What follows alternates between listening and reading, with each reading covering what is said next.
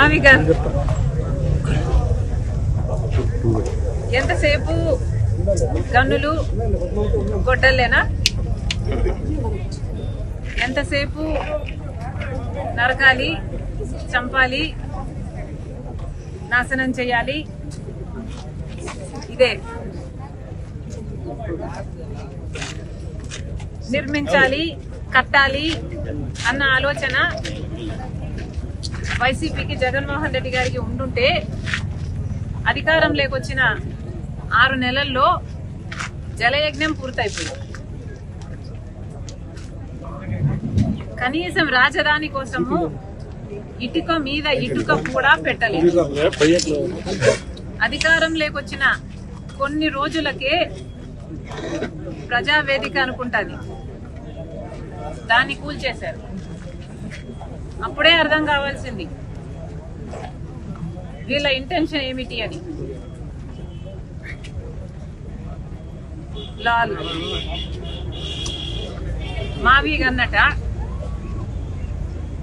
అమరావతి బదులు మావి గన్ అంటున్నారు. ఇక పులివెందుల బదులు ఆవి గొడ్డలి అంటే సరిపోతుంది.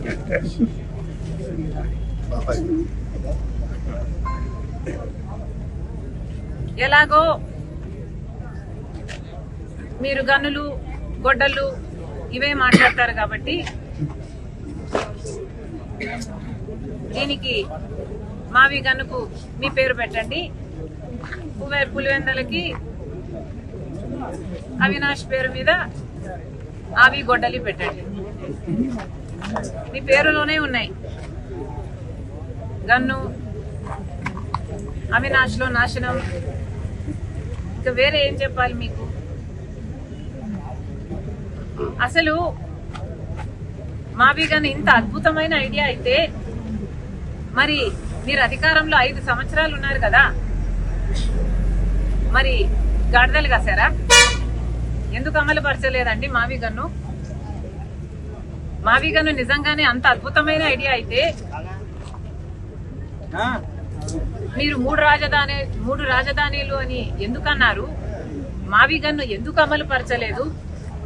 ఆ 5 సంవత్సరాలు గుడ్డిగుర్రాలకు పళ్ళు దోమారా లేక నిద్రపోయారా?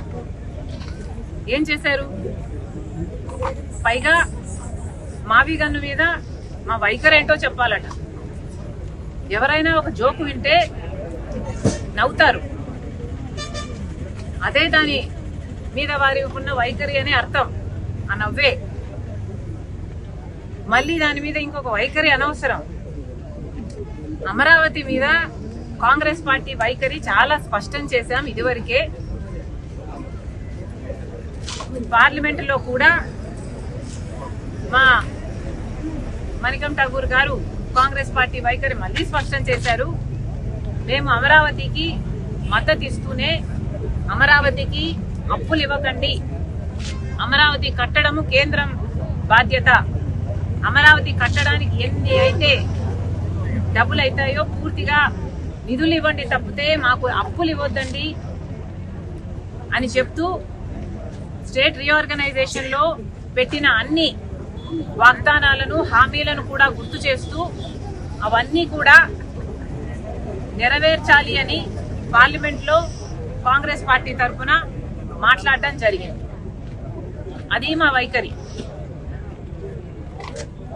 ఇంకా మీకు స్పష్టంగా అర్థం కాకపోతే ఇప్పటికైనా అర్థం చేసుకోండి.